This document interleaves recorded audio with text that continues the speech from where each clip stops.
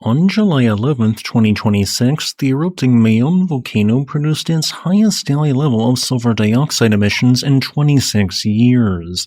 While locals viewing Mayon from Legazpi City might not see any obvious visual signs of a change at the volcano, its geophysical data tells a different story.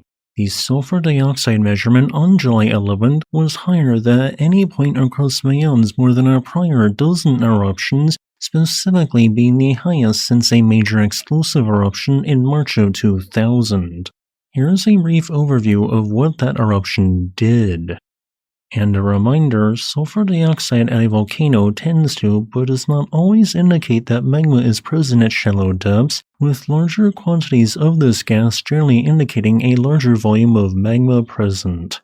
Normally, rapid decreases or increases in sulfur dioxide emissions occurring alongside an increase in volcanic earthquakes can signal that the conditions for a volcanic plug forming are ripe in the case of the latter, with the former indicating the volcanic plug likely exists. If a volcanic plug does form, then a larger explosive eruption might follow. If we look at Mayon's recent geophysical data, we can clearly see that across the last week that both sulfur dioxide emissions and the rate of volcanic earthquakes have increased. At the same time, only a single change has been noted on the surface.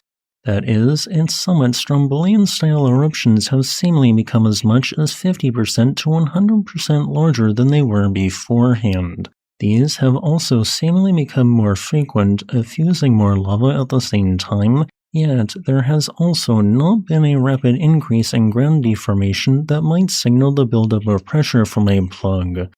So, what exactly is occurring at Mayon, and might a major eruption soon follow? Well, the following is unproven and purely my opinion. This is what I think is occurring at Mayon.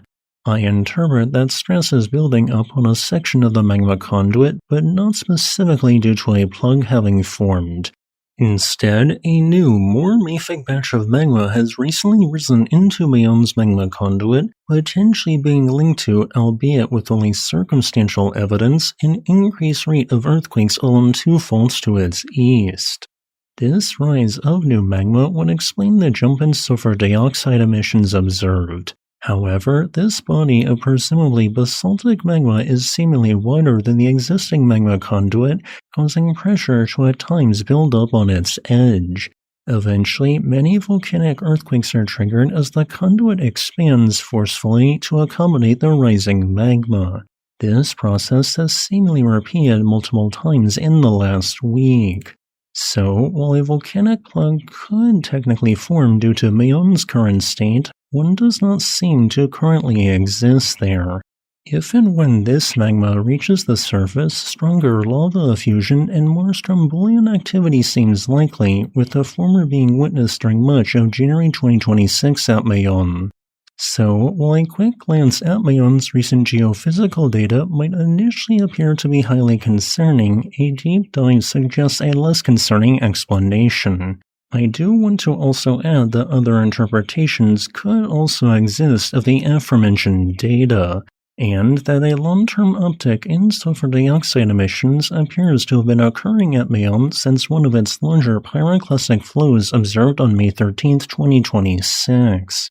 The rate of rockfall events, generally signaling the rate of lava fusion, has also declined somewhat in this time span, suggesting a month-by-month decrease in the rate of erupting basaltic andesite lava every second.